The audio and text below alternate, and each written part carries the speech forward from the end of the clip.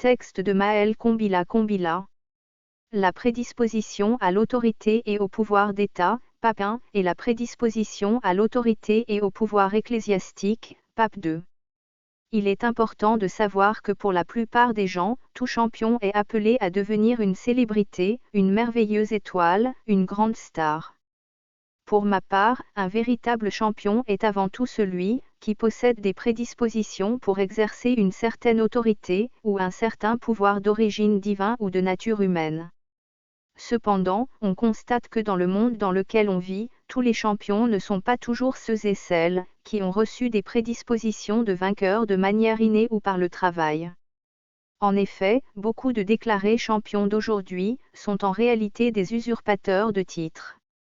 Par exemple, tous ceux et celles qui sont arbitrairement post-magouille déclarés vainqueurs par certaines institutions publiques, organisations nationales ou internationales.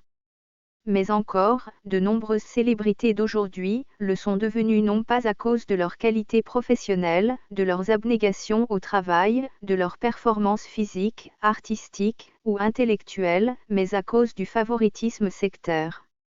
De même, nombreux sont les hommes ou les femmes parmi nous, qui sont devenus influents dans leur société, à cause de leur volonté ou de leur entêtement à s'associer aux forces des ténèbres. Cet engagement funeste est souvent fait passer, alors que la probité morale et le sens de l'honneur est mis en arrière-plan. Apparemment cette mauvaise tendance à opter pour les mauvaises pratiques est souvent plus motivée par un suivisme aveugle, plutôt que par des convictions personnelles. Ces hommes et femmes qui optent pour la mauvaise voie, ou pour le mauvais choix appartiennent à cette catégorie d'individus, qui polluent bien trop souvent notre atmosphère politique, tout comme ces leaders religieux, qui pullulent malheureusement dans plusieurs de nos sociétés ecclésiastiques. La plupart d'entre eux semblent briller de l'extérieur, mais sont en réalité majoritairement noirs de l'intérieur. Pour un bon nombre d'entre eux, leur vie semble accomplie vue de l'extérieur, mais aux yeux de Dieu notre Père qui est dans les cieux et dont le nom est infiniment sanctifié, ils sont en réalité vides à l'intérieur. Ces hommes et ces femmes pour le peuple de Dieu ne sont pas de bons modèles à suivre, car ils ne marchent pas selon la vérité divine.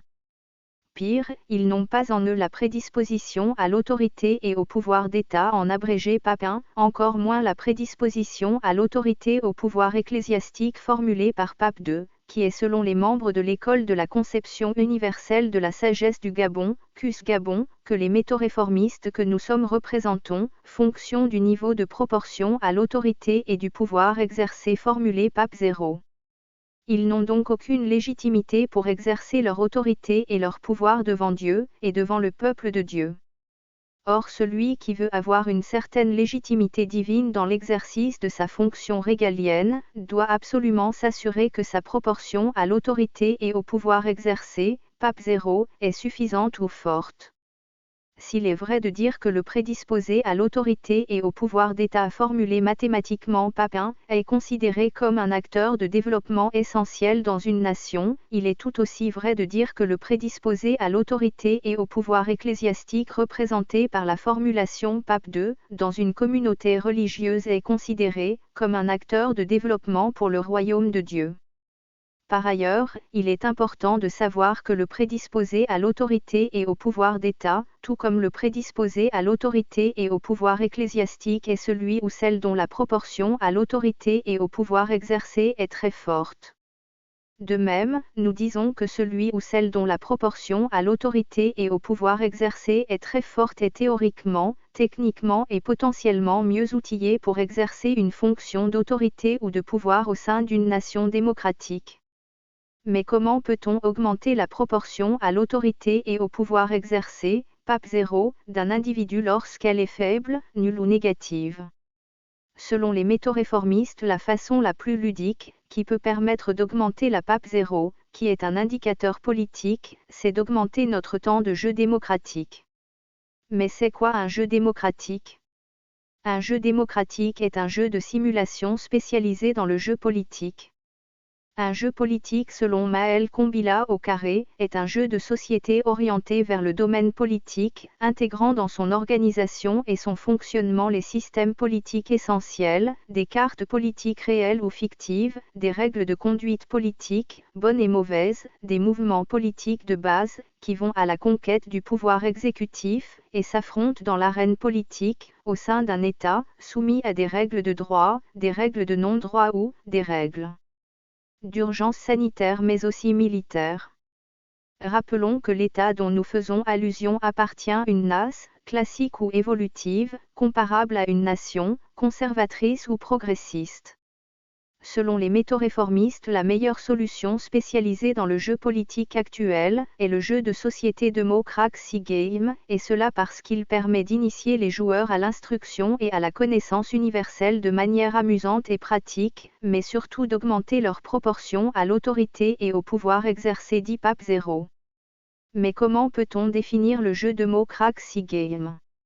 Le jeu Democracy Game est un jeu de société spécialisé dans le jeu politique, et destiné à éveiller ou à développer la conscience politique des enfants et des adultes, en favorisant leur instruction et leur connaissance universelle de manière amusante et démocratique.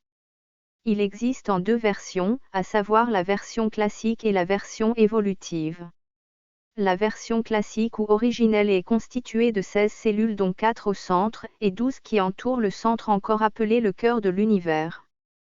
Par contre, la version évolutive contient plus de 16 cellules, notamment les cellules de la version classique et toutes celles qu'elle peut théoriquement engendrer, et qui forment ensemble l'univers cellulaire du jeu.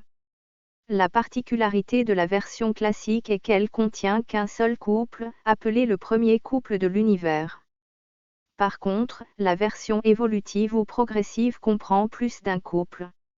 Le couple originel est composé de deux ensembles, à savoir l'ensemble à droite des deux yeux, qui comprend 8 cellules côte à côte constituant une paire, appelée la paire d'Adam, et l'ensemble à gauche des deux yeux, qui comprend également 8 cellules côte à côte constituant une paire, appelée la paire d'Ève.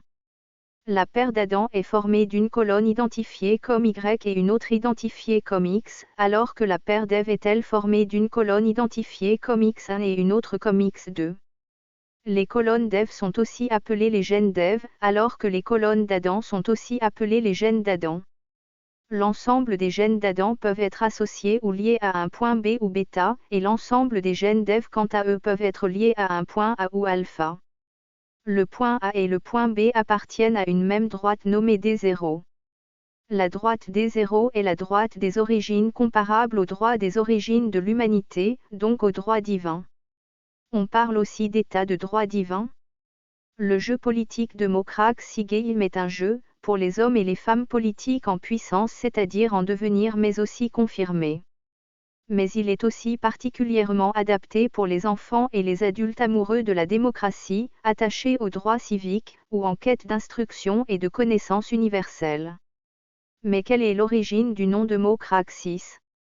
Le nom Democraxis est inspiré du mot démocratie, mais aussi la contraction des mots démonstration, action de démontrer, de rendre évidente la vérité d'une loi scientifique, d'un raisonnement, d'une donnée objective, démonstration d'une théorie, crack, personne qui se distingue dans un sport ou personne qui se distingue dans une spécialité quelconque.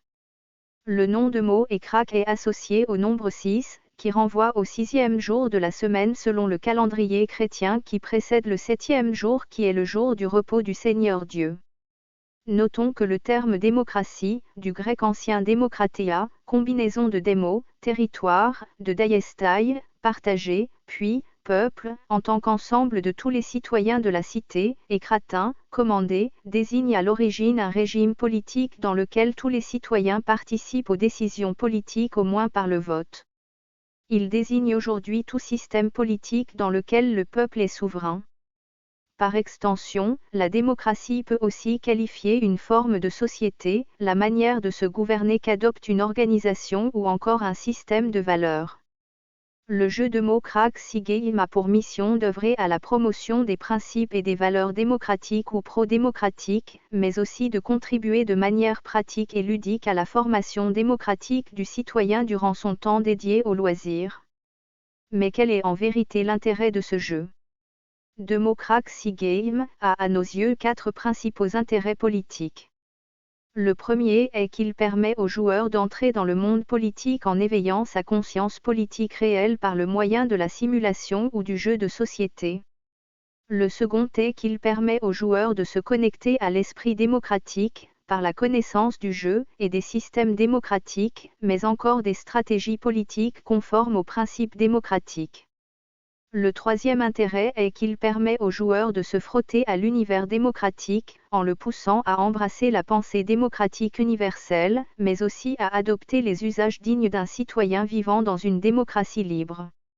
Le quatrième intérêt politique est qu'il permet aux joueurs de mieux se confronter aux exigences démocratiques, en le préparant mentalement par le moyen du divertissement.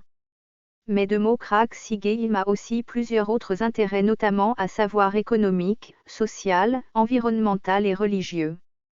Du point de vue économique, il permet notamment aux joueurs membres d'un club de gagner de l'argent en enregistrant les résultats de leur partie en ligne ou par messagerie, de référencer leurs victoires et d'augmenter leurs gains annuels dans la banque du club.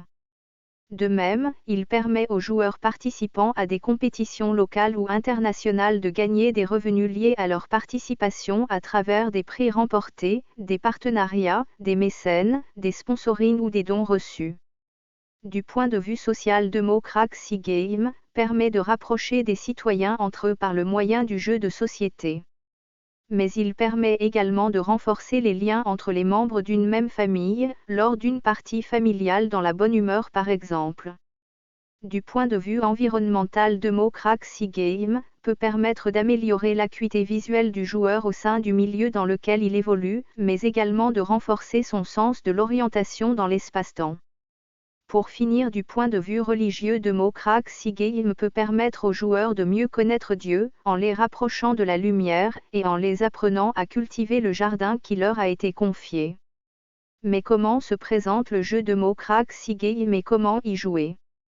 Pour le savoir, consultez le guide politique du jeu politique Democracy Game ou contactez le concepteur du jeu Maël Kombila sur sa page Facebook ou par mail sur maelkombila2020@gmail.com. Sur ce, je vous remercie pour votre écoute et vous souhaite d'augmenter votre PAP 0 pour votre plus grand bien. Ce message est un message de l'entreprise Pandore Énergie Internationale de texte de Maël Kombila au carré.